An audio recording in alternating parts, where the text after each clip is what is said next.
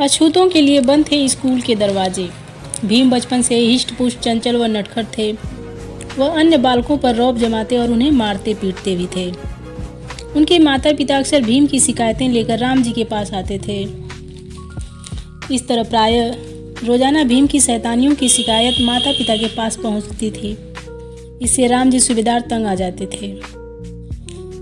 राम जी भीम को डांटते थे, धमकाते थे, लेकिन मारते नहीं थे। आखिर वे बच्चों का उज्जवल भविष्य चाहते थे। लेकिन माता पिता अनुशासन सिखाने के लिए भीम की पिटाई भी कर देते थे।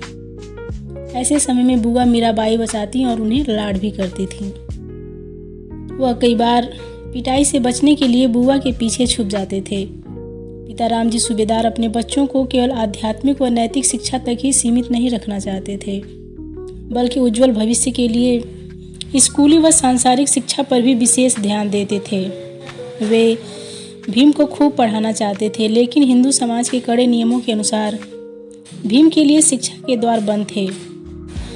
जहां सवर्ण हिंदुओं के बच्चों को स्कूल जाता देखकर भीम की भी इच्छा होती थी। इसके लिए भीम बार बार पिताजी से जिद करते, लेकिन यह मुश्किल था।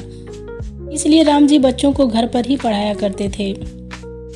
दापोली में कुछ समय रहने के बाद जब वो सतारा आए तो वहाँ भी स्कूल में अछूतों का एडमिशन असंभव था।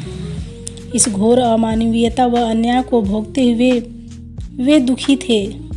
मजबूर होकर एक दिन एक अंग्रेज आर्मी ऑफिसर के पास गए और निवेदन किए कि उन्होंने जीवन भर सेना में रहते हुए सरकार की सेवा की है और उनके ही बच्चों को ऐसे क्रूर बंधनों के कारण किसी स्कूल में एडमिशन नहीं मिल रहा है।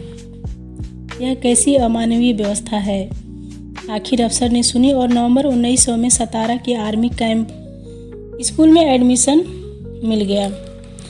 बड़ा भाई आनंद राव भी भीम के साथ ही स्कूल पढ़ने जाने लगे। भीमाबाई के देहांत के बाद घर परिवार को संभालने वाली कोई स्त्री नहीं थी। बुआ मीराबाई शारीरिक रूप से हल्की विकलांग थीं। वह भीमा को बहुत प्यार करती थी, लेकिन पंगु होने के कारण सारे काम काज व देखभाल नहीं कर पाती थीं। वह परिवार को पालने में बहुत रुचि लेती थीं और भीमा को लाड़ के साथ कठोरता से अनुशासन भी सिखाती थीं। राम जी ने भी यह तय किया कि पत्नी के निधन के बाद दूसरा विवाह नहीं करेंगे, क्योंकि वे बच्चों को सौतेली मां नहीं देना चाहते थे। लेकिन 5 बच्चों की देखभाल पूरी तरह से नहीं होने के कारण आखिर जीजाबाई नाम की एक विधवा स्त्री से पुनर्विवाह किए। वह एक रिटायर्ड जमादार की बहन थी।